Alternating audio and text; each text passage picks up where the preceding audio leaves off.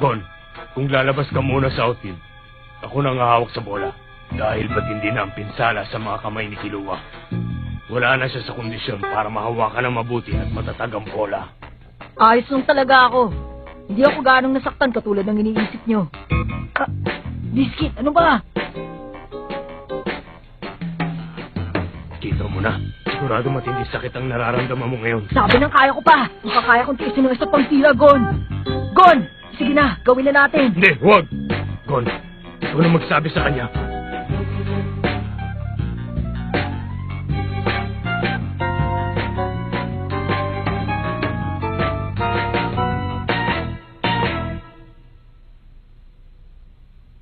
Ang totoo, alam ko ang nangyayari.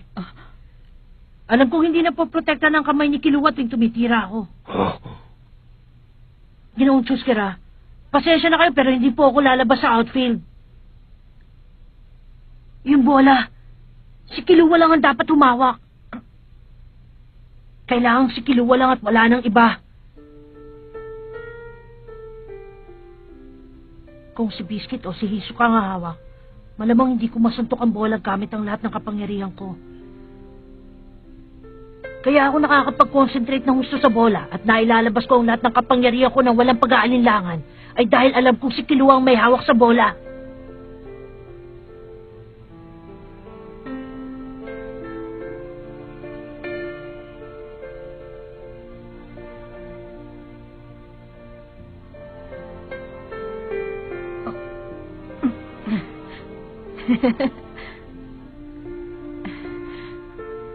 Siguro naman naiintindihan nyo na ngayon.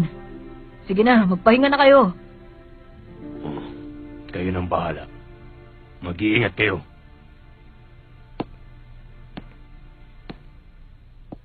Teka, Gon. Ha? Baka lang nakakalimutan mo na, ha? Kailangan muna nating mabawi kay Razor ang bola bago tayo gumawa ng anumang hakbang sa pag-atake. Siyempre hindi! Hisoka! Ganun ba? Maganda nga yung naisip mo, Gon. Ewan ko lang, ha? Pero hindi ako sigurado kung kaya ko yun. Talaga? Pero ako gusto kong subukan kung kaya natin. Talaga naman to. Kung ano-ano kasing kalukuhan ang pumapasok sa isip mo, eh. Sige na, subukan natin, Kilua.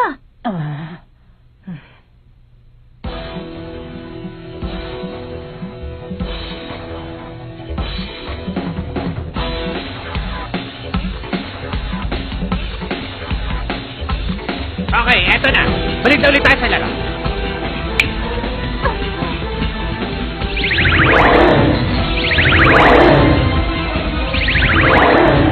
Ang mga nine monster ni Razor! Wala lahat.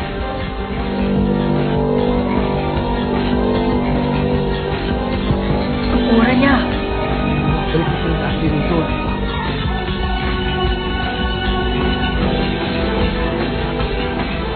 Ibinalik niya sa sarili ang mga nakakalat ng oras. Ipapakita niya sa atin ang tunay niyang kapangyarihan.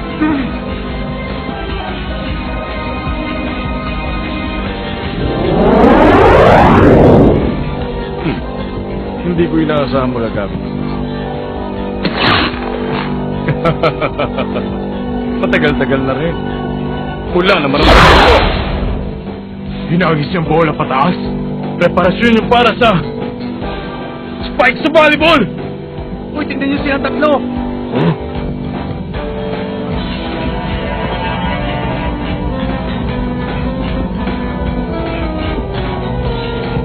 Nag-combine sila!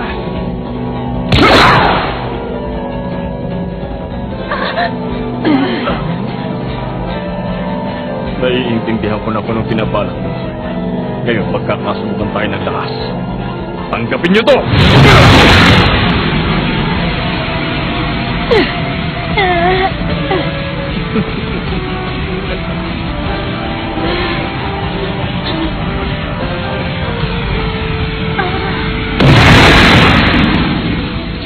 Siguro, ang sumali sa bola. Si Hisok ang pumipigil sa bolang kumola. Si Kilua sumusuporta sa kanila.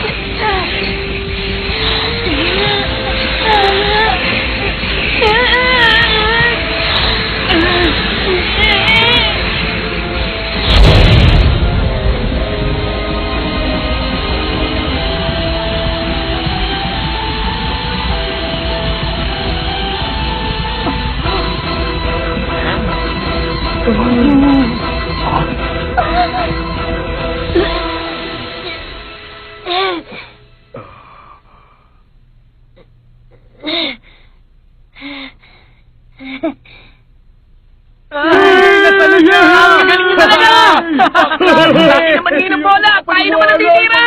Sir!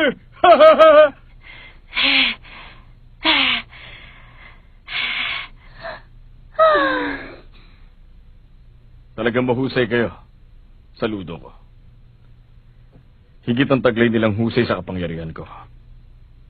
Naging matatag ang kombinasyon nilang tatlo. Dahil sa batang yun na si Kilua. Para mapigilan at masalo ang ibinato kong bola, itinuunigon ang lahat ng oras niya sa kanyang mga kamay. Kahanga-hanga ang lakas ng kanyang isip at hindi ng konsentrasyon sa paghuli ng bola. Sa eksaktong sandali ng pagtama sa kanila, ginalutan agad ni Hiso ko ng bungee gum ang bola upang hindi mabitawan ni Gon. Kung wala siyang kakayahang mapakawalan sa tamang oras at mapanatili ng matagal ang ganong kapangyarihan, maaaring lumipad na sa ibang lugar ang bola. At si Kilua naman, dahil nasa gitna siya ng dalawa, siya nagsilbing caution habang pinipilit niya manatiling nakatayo. Nagawa niya yun sa pamamagitan ng pagpapalit-palit ng offense at defense power ng kanyang aura. Kung masyadong konti ang dami ng oras sa katawan ni Kilua, hindi niya magagawa maging caution. Maaaring naging napakalaki ng pinsala sa kanilang tatlo nung sandaling tumama sa kanila ang bola. Sa isang banda, kung kaunti naman ang orang inilagay niya sa kanyang mga paa, hindi magiging matatag ang pagkakatayo niya. Kung nangyari yun, siguradong tumalsik na silang tatlo palabas sa outfield. Para ma-allocate ang tamang ratio ng offense at defense power sa katawan at mga paa, kailangang halos eksaktong pagpapalit-palit. 1% lamang dapat ang margin of error. Ang pagpapalit-palit ng offense at defense power ay isang basic at crucial factor sa labanan ng kapangyarihan ng men. Tanging ang kakayahang yun lamang ang nangangailangan ng malawak na karanasan at talas ng pag-iisip para may sagawa. Ang pagiging henyo ni Kilua nagpuno sa kakulangan niya sa karanasan, kaya niya nagawa ang ganong kahirap na kakayahan. Pambihira ang taglay na kakayahan. Nahigit Ngayon, na tayo naman ang atake, Gon. Nang maabot Oo ko nga, ang hawakan mo ulit ang bola. Huwag kang magalala, ako nang bahala dyan. Maaari kong ulit-ulitin ang pag-atake ng ganon hanggang sa mapagod sila. Pero aksaya lang ng oras yun. Sa susunod, pababagsakin ko na sila bago sila makapag-combine. Basta mag-concentrate ka lang Babalik sa sa akin bola, ang Gon. pagkatao. Huwag ka na mag-isip ng Pagkatapos iba. nilang umatake. Itodo mo Sa yung lakas sandaling at wala kapangyarihan na mo sa silang tilang panahon to. para magdikit-dikit. Titira na siguro. Matindi ang kapangyarihan hinahati niya sa bola. Pero sa kalagayan ko ngayon, masasalo ko pa rin ang bola nang hindi lumalabas sa infield. Pagkatapos, isa-isa ko na silang pababagsakin. Matinding kapangyarihan. Ang kailangan ko. Kailangan ko ngayon!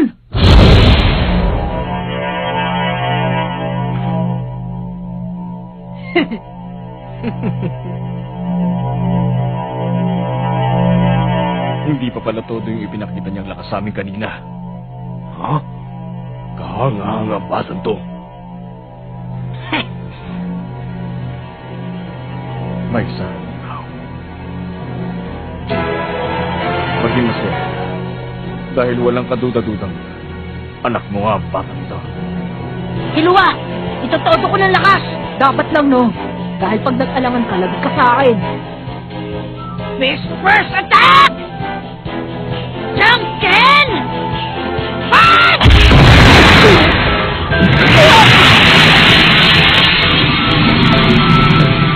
Hindi kita kasama may ganyan pa sa kapangyarihan. Ganun pa ba? Kaya ko pa rin sa pero pag sinalo ko, matutulak ako sa labas ng bola dahil sa kapangyarihan taglay ng bola.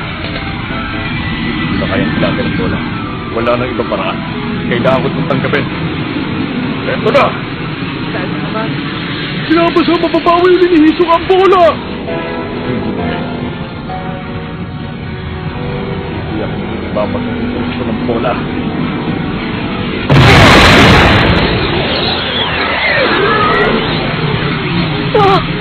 Pinanilinis ko ng bola mabalik si Gon. Gon! Ilagan mo! Kaya niyo pa manalo pag umilag ka! Hindi siya iilag. Hindi siya ang tipo ng tao na gugustuhin manalo sa ganung paraan.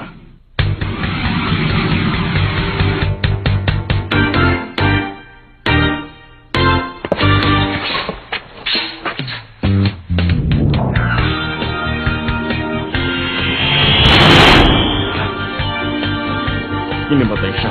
Dahil sa tindi ng kanyang aura, totoong ang ibinuhos niya ang buo niyang lakas at kapangyarihan sa tirang yun. Dapat mong ipagmalaki ang bagay na yun. Kahit sa ganung paraan, nanalo ka na, Gon! Hindi pwede yun. Ha? Hindi! Huwag ka na sumugal pa! Huwag siya matalo ng tuluyan. Yun ang sabi mo. Hindi ba, Gon?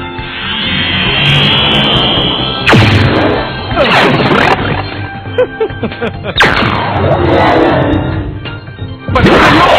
Sinuha niya yung tirador! Pinagod niya uli ang bola kay Razor! Ayos to. Matira na lang ang matibay. Ako matitira. Ayaw maalis! Tumikit ang bola! Yan ang katangian ng bungee gun. Hindi lang siya elastic. Pwede nito mag-ibig na pandikir.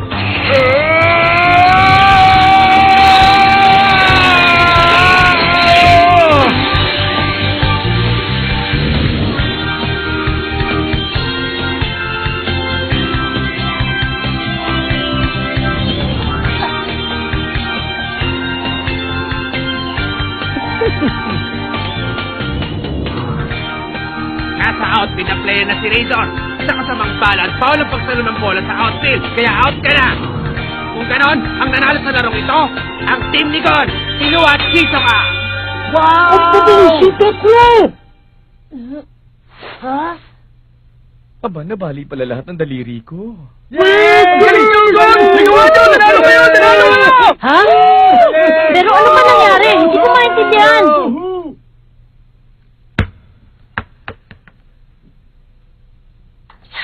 Natalo mo ako ng tuluyan. Ah, ganun pala. Si Hisoka ang tumapos sa laban natin. Akalain mo yun.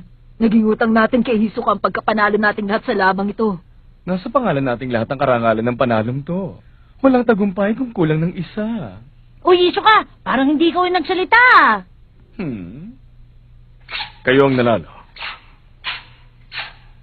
Gaya ng ipinangako namin na alis kami sa bayang ito. Ah, oo nga pala. Nakalimutan ko na yung tungkol doon. Pero bago kami umalis, sasagutin ko yung mga tanong mo tungkol kay Jin. Jin? Ang mahigpit na bilin sa akin, huwag kang pagbigyan sa anumang laban kapag dumating ka. Sinabi niya yun? Oo. Talaga? Asa siya? Andito ba ngayon si Jin sa Game World? Mabuti pa doon tayo mag-usap. Sige.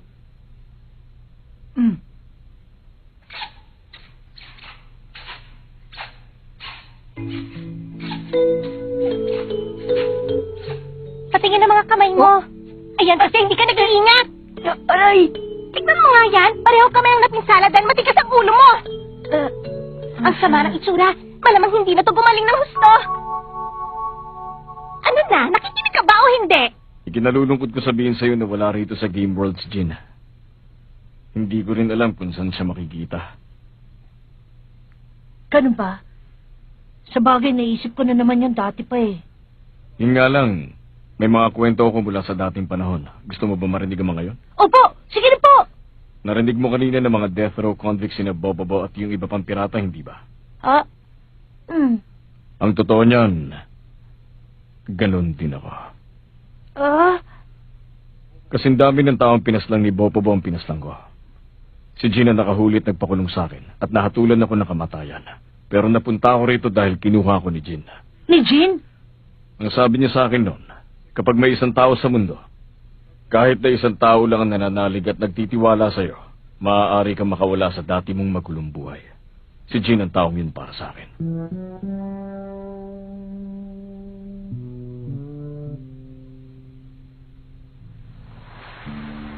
Balang araw, makikilala mo rin ang gulo ko.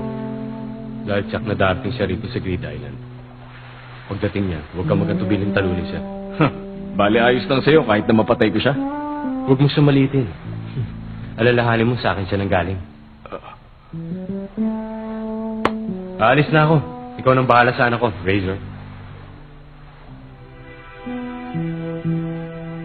Akala ko nung una, nasisiraan na ng bait ang ama mo. Biro mo, ang isang death row convict na tulad ko, madalas niyang kausapin tungkol sa isang game na gusto niyang gawin. Pinagkatiwalaan niya ako. Tapos, binigyan pa niya ako ng laya para gawin ang kahit ano sa kanyang anak. Hindi ba sira talaga? Hoy, Tunga, huwag mo kalilimutan kung sino bumubuhay sa'yo! Anong tinitingin-tingin mo dyan, ha? Wala kang kwenta, mga basurang tulad mo! Hindi dapat pinaniniwalaan! Hoy! Sira ulo! Halika nga rito! Halal! Basura ka, umalis ka sa harap ko! Ikaw nang bahala sa anak ko, Razor. Tama. Sa unang pagkakataon, Noong mga sandaling yon, nung ko lang narinig na tinawag ako sa pangalan ko. Kaya naman, naiingit ako sa'yo. Nananalig at may tiwala si Jin sa iyong kakayahan, kaya kanya ibinilin sa akin. Nananalig at may tiwala rin ako sa iyong kakayahan, Gon. Kaya ginawa ko lahat para labanan ka. Pero kung wala ang mga kaibigan ko, wala akong pag-asa manalo sa'yo sa laban. Oo nga. Mahusay ang teamwork ng magkakaibigan. Gon! Sana magkita na kayo ni Jin. Sige!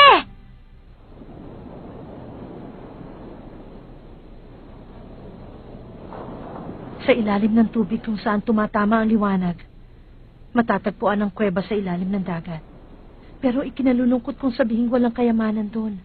Patawad kung hindi ko sinabi ang buong katotohanan. Isa yung sagradong kuweba at iilan lamang mangingisda ang nakakaalam sa kinaroroonan nun. Kaya nagsimula ang alamat. Subalit hindi totoo ang tungkol sa taglay nitong yaman. Sinabi ko kay Razor at sa 14 na Diablo ang tungkol sa katotohanan yon. Pero hindi sila naniwala.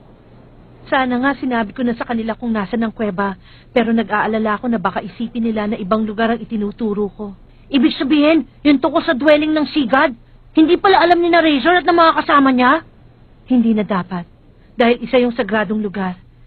Hindi maaaring sirain ng mga taong nabubuhay sa dagat ang malawak nating karagatan. Pag nangahas sila, sila ang mapapahamak. Uy, Gon. Baka isipin mo, totoo yun Kwento lang yun dito sa Game World. Sa wakas nagagawa ko ng pagmasdan ng dagat mula rito.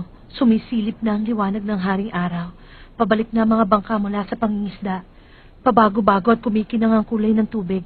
Para sa akin, ang tanawing ito ang pinakamagandang yaman sa lahat. Ayos! Sa wakas nakuha na natin ang Strip of Coast! Gamitin natin yung clone spell para makagawa tayo ng marami niyan. Saya na kami makuha ang flow ng number 2 card. Tama yun. Kayo may karapatang magtago ng original Strip of Coast, hindi kami.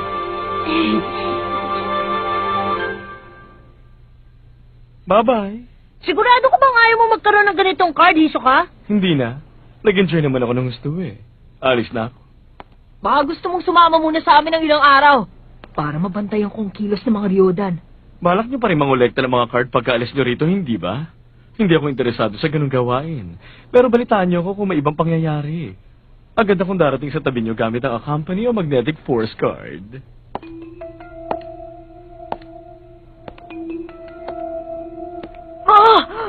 Ha? Sila ka ulong sinungaling yun Bakit anong problema? Wala nang sumama sa atin si Hisoka. Hindi pa natin nagamit ang Magnetic Force card, hindi ba? Eh bakit alam niya? Ibig sabihin bago pa niya tayo makita, alam na niya ang tungkol sa mga spell card. Ha? Sabi ko na nga ba may tinatago siya sa atin. Kiluwa, may dalawang uri ng sinungaling. Yung una, nagsisinungaling na may dahilan. Yung ikalawa, nagsisinungaling na walang dahilan. Sa ikalawa, kabilang si Hisoka. Samantalang tayong dalawa, dun sa una, nakuha mo? Kaya huwag ka nang mag-isip, masisira lang ang ulo mo.